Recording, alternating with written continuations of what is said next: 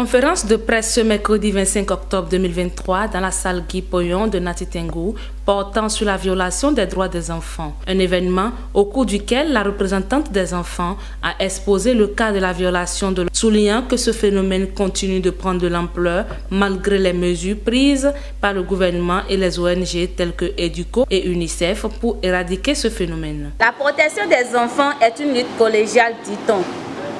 Chacun à son niveau doit œuvrer pour le bien-être des enfants. Tel doit être l'engagement de tous.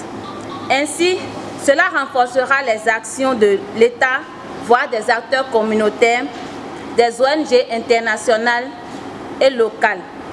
Mais force est de constater que malgré les nombreuses interventions menées, divers abus sur mineurs continuent d'affecter la survie et le développement harmonieux des enfants du département de l'Atakora. Face à ce constat, la protection des enfants contre les dits abus, violences, traite des enfants, le travail des enfants, etc. ne peut plus être l'affaire d'un nombre restreint d'acteurs opérant de façon isolée. Elle doit être la tâche de tout un chacun dans une vraie synergie d'action. Alors, nous devons nous mobiliser et nous impliquer dans les différentes luttes d'une lueur d'espoir pour nous, enfants. C'est justement pour ces raisons que nous venions convier à cette conférence de presse co-organisée par les membres des groupes d'enfants, la direction départementale des affaires sociales et de la microfinance à Takora, l'ONG Educo Bénin et financée par l'UNICEF avec l'implication des acteurs de protection de l'enfant du département dont nous portons la voix. Lors de cette conférence de presse, l'UNICEF et d'autres partenaires présents ont réitéré leur engagement à accompagner toute initiative visant à garantir le respect des droits des enfants et à favoriser leur épanouissement. Qui dit UNICEF parle de l'enfant. Toutes nos actions, tout ce que nous faisons s'adresse à des enfants. Et ces enfants, à l'UNICEF, nous les voulons en bonne santé, nous les voulons éduquer, nous les voulons bien traités et nous voulons que ces enfants soient traités, soient éduqués de manière à être notre relève de demain. Est-ce que dans un tel contexte, les initier de façon prématurée au travail peut nous permettre d'avoir en tout cas les résultats auxquels nous sommes, les résultats escomptés que nous attendons? Nous estimons que non. Et pour porter le message de protection donc de ces enfants, le projet de protection de l'enfant à travers la communication via les médias et le plaidoyer a été initié. Et au nom de la police communautaire aujourd'hui, nous préférons prévenir que de réprimer. Donc dans ces actions de prévention, nous avons en grande marge la sensibilisation. Donc tous les commissariats sont instruits pour que au moins une fois par mois, ils puissent aller vers les différentes couches sociales pour prôner les droits de l'enfant. Particulièrement la traite. Nous savons que la traite est une infraction à la loi pénale et tout contrevenant, toute personne qui va se retrouver dans des conditions de traite d'enfants, c'est par nous que commence la répression.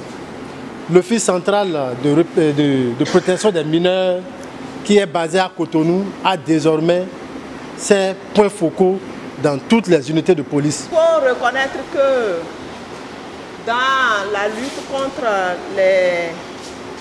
la traite, l'exploitation des enfants, il y a beaucoup d'actions qui se mènent avec l'appui financier de l'UNICEF.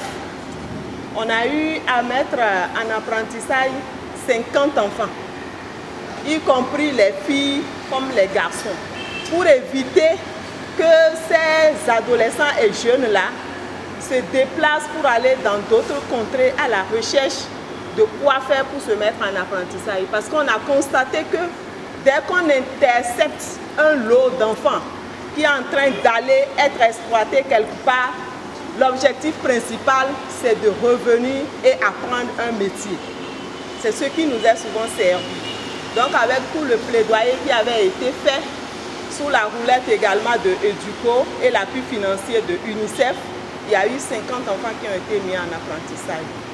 Hormis cela, il y a également les séances de sensibilisation qui se font dans presque tous nos arrondissements. Le chef zone Atakora de Educo a proposé une synergie d'action pour mettre les enfants à l'abri de la traite et d'autres abus. Il a souligné que la protection des enfants est une responsabilité partagée et que la coopération entre tous est essentielle pour garantir un avenir meilleur à tous les enfants de l'Atakora.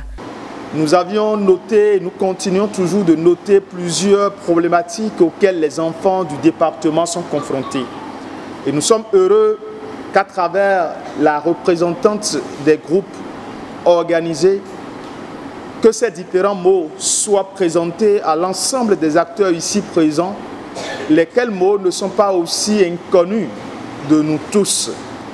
Nous avons avec nous DEDRAS et d'autres organisations qui travaillent et nous voulons beaucoup plus compter sur la synergie d'action pour pouvoir éviter aux enfants de notre département le pire. On ne saurait finir sans dire un sincère merci à la préfecture de Nati Tengou qui œuvre à travers Madame le préfet suivant plusieurs initiatives dont notamment zéro grossesse en milieu scolaire et en milieu d'apprentissage qui sont autant d'initiatives qui évitent à l'enfant de se mettre déjà sous l'effet de l'exploitation. Nous ne pouvons pas occulter en de pareilles occasions la direction départementale de la police républicaine parce que quand les centres de promotion sociale n'arrivent plus à régler certaines situations, c'est vers les commissariats d'arrondissement, les commissariats centraux que les auteurs, les complices, les co-auteurs sont référés. La conférence de presse de ce jour a mis en lumière l'importance de la protection des droits des enfants dans le département de l'Atakora. Les enfants, à travers leur porte-parole, ont fait entendre leur voix et ont appelé à l'action collective pour mettre fin aux abus dont ils sont victimes.